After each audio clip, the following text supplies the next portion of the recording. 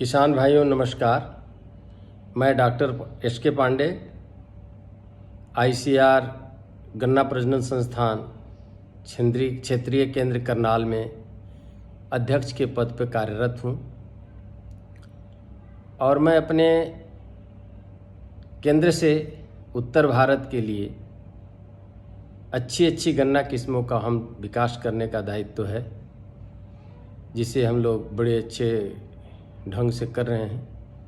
और इस क्रम में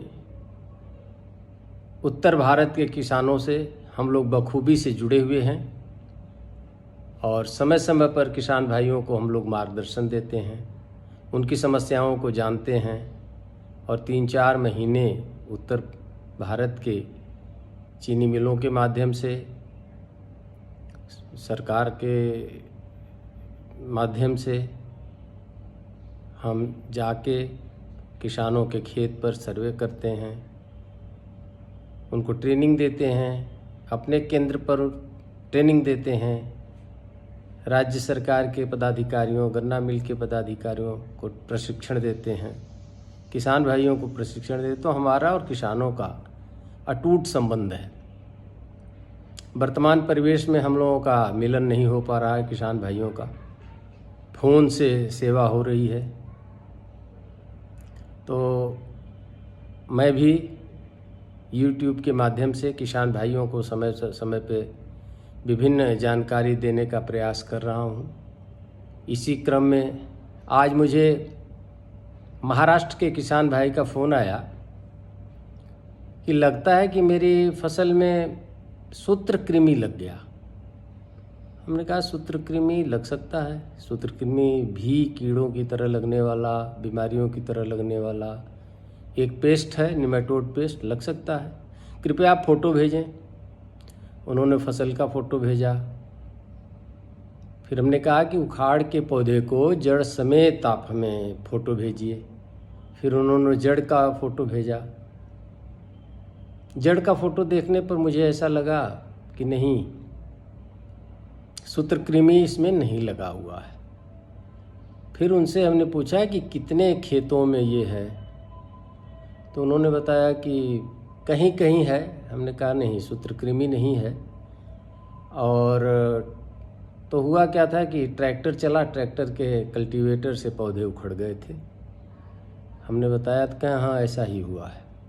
अब जब सूत्रकृमि की बात चल ही चुकी है तो मैं किसान भाइयों आपको सूत्रकृमि के बारे में बताऊंगा, जिसको निमेटोड कहते हैं। कीड़ा, बीमारी जिस प्रकार होती है उसी तरह सूत्रकृमि भी एक जीव है जो गन्ना के साथ विभिन्न फसलों में, सब्जियों की फसलों में, दलहनी फसलों में, सब में, चारा की फसलों में लगता है।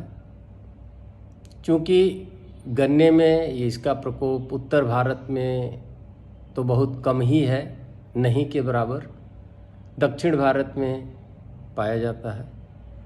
सूत्रकृमि एक बहुत ही नन्हा जीव है, जिसे नंगी आँखों से नहीं देखा जा सकता। जमीन में रहता है और पौधों की जड़ों पर पलता है, उन्हीं को खाता है। सब्जी की फसलों में बहुतायत से देखा जाता है। सब्जी की फसलों में उत्तर भारत में भी बहुतायत से मिलता है। तो गन्ने की फसल में सूत्रकृमि की अगर हम चर्चा करें तो सूत्रकृमि बहुत ही सूक्ष्म जीव है जो धागा की तरह होता है, इसीलिए इसका नाम है सूत्रकृमि। बहुत ही नन्हा वर्म है और इसकी 5 अवस्थाएं पाई जाती हैं। नर, मादा। मादा अंडे देती है। पौधों की जड़ों पे जेली की तरह के अंडे होते हैं, लिबलिबा पदार्थ में। कभी कभी ज़मीन पे भी अंडे देती है। अंडों से जुवेनाइल निकलते हैं, छोटे छोटे जो बच्चे इसके निकलते हैं उनको जुवेनाइल कहते हैं।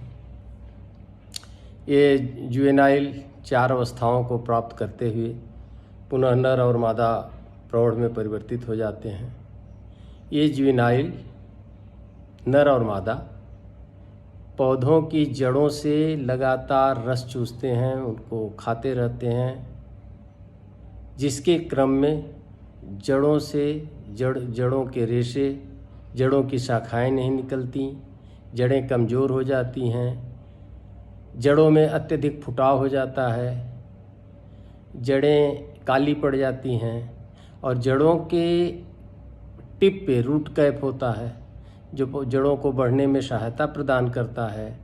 रूट कैप डैमेज हो जाता है, रूट कैप डैमेज हो जाता है तो जड़ों का विकास रुक जाता है। इस तरह से जब पौधों की जड़ों का ही विकास नहीं होगा तो गन्ना के पौधों को पोषक तत्व नहीं मिलेगा। जड़ें नीचे से ज़मीन से पोषक तत्वों को अवशोषित करती हैं, पौधों को सहारा प्रदान करती हैं और भोज्य पदार्थों को गन्नों के ऊपर वाले भाग में पहुंचाती हैं। तो जब जड़ें ही खराब हो जाती हैं तो पौधों में विभिन्न प्रकार के लक्षण आने लगते हैं। पत्तियां खराब हो जाती हैं, पत्तियां छोटी हो जाएंगी, गन्ना बढ़ता नहीं, फुटाव नहीं होता और पत्तियां पीली पड़ने लगेंगी, सूखने लगेगी और अंततः पौधे सूख जाते हैं और इससे काफ़ी नुकसान हो जाता है। किसान भाई समझ भी नहीं पाते। तो इसकी जड़ों में 2 प्रकार के निमेटोड होते हैं। एक तो होता है रूट नॉट निमेटोड जो जड़ों में गांठ बना देते हैं, वो कम ही पाए जाते हैं। दूसरे होते हैं लीजन निमेटोड जो उस पर घाव पैदा कर देते हैं। तो इनकी संख्या काफ़ी होती है।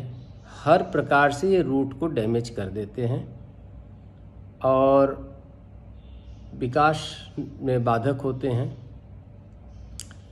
इनका प्रकोप सैंडी सॉइल में होता है जहाँ मिट्टी हल्की होती है। सूखा खेत रहे जहाँ सिंचाई की प्रॉपर व्यवस्था न हो, सूखे की अवस्था बनी रहती है, वहाँ निमेटोड का प्रकोप ज़्यादा होता है। जहाँ निमेटोड पाया जाता है वहाँ हमेशा पता है कि इस क्षेत्र में निमेटोड वाला क्षेत्र है। तो अगर हम निमेटोड वाले क्षेत्र में गन्ने की खेती करते हैं तो क्रॉप रोटेशन करें। गन्ना से पहले दलहनी फसल लें, सोयाबीन लें, मूंगफली की खेती करें। जिस एरिया में मूंगफली होती है, सोयाबीन होता है एमपी वगैरह में, इधर दलहन के साथ अगर हम क्रॉप रोटेशन करें। खेत में नमी बनाए रखना है हमेशा। नमी जहाँ रहती है वहाँ निमेटोड कम पनपता है। इसलिए कंपोस्ट, ऑर्गेनिक मैटर खेत में होना चाहिए जिससे खेत में पानी सोखने के जल धारण की क्षमता बनी रहती है और निमेटोड का प्रकोप कम होता है। तो निमेटोड एक नाशी जीव है। यह भी नासी जीवों की सूची में है गन्ने की, और समय समय पे जहाँ मैंने बताया उस परिस्थिति में नुकसान करता है। अगर किसी किसान भाइयों को अपने गन्ने की फसल में ऐसा लक्षण दिखाई दे तो उखाड़ के जड़ को देखें, क्या जड़ सड़ी तो नहीं है पूरी। अगर जड़ सड़ गई तो समझे निमेटोड है। उसके आसपास की मिट्टी को एकत्रित करके किसी प्रयोगशाला में ले जाएं, जहां वो विभिन्न प्रकार की चलनी से छान के इसकी पॉपुलेशन निकालते हैं। तब बताते हैं कि हाँ आपके गन्ने के खेत में कौन सा निमेटोड है, कितनी मात्रा में है। अन्यथा निमेटोड नहीं है तब आप समझ जाएं कि तब आपको निर्णय लेना है कि इसमें निमेटोड है कि नहीं है। नंगी आंखों से नहीं देखा जा सकता। तो इसके नियंत्रण के लिए कई विधियां हैं। फ्यूमिगेशन सॉइल का करते हैं, सोलराइजेशन करते हैं, क्रॉप रोटेशन। सोलराइजेशन मतलब मिट्टी को उलट के जुताई करके छोड़ देते हैं, मिट्टी सूखती है। फ्यूमिगेशन बहुत सारे केमिकल होते हैं जिसमें पॉलीथीन से ढक के खेत को उसमें फ्यूमिगेंट छोड़ते हैं। इसके अलावा क्रॉप रोटेशन तो मैंने बता ही दिया। कुछ निमेटिसाइड्स हैं, कुछ इंसेक्टिसाइड भी हैं जो निमेटिसाइड होते हैं, जो निमेटोड को भी मारते हैं, जैसे कार्बोफ्यूरान 3G। इसको खेत में देने से भी निमेटोड मरते हैं। इसके अलावा और निमेटिसाइड में है ऑक्सीमिल है, ऑक्सीमिल को भी खेत में देते हैं। और फर्बूफास है, ऑक्सीमिल, फर्बूफास, कार्बोफ्यूरान, इन सब चीज़ों खेतों में डालते हैं तो निमेटोड का प्रबंधन होता है। इसके अलावा निमेटोड का बायोलॉजिकल कंट्रोल भी है। बहुत सारे इसके निमेटोड भी होते हैं, फंगस भी होते हैं, बैक्टीरिया भी होती हैं। तो एक मोटी मोटी जानकारी मैंने निमेटोड के बारे में दिया है। अगर कभी ऐसा लक्षण किसान भाइयों को हो तो जब हम गन्ना की खेती करते हैं तो गन्ना की खेती में लगने वाले इसके विभिन्न शत्रुओं के बारे में जानना चाहिए। और आज मुझे जब प्रश्न आया तो मैं आप लोगों को भी जानकारी दिया।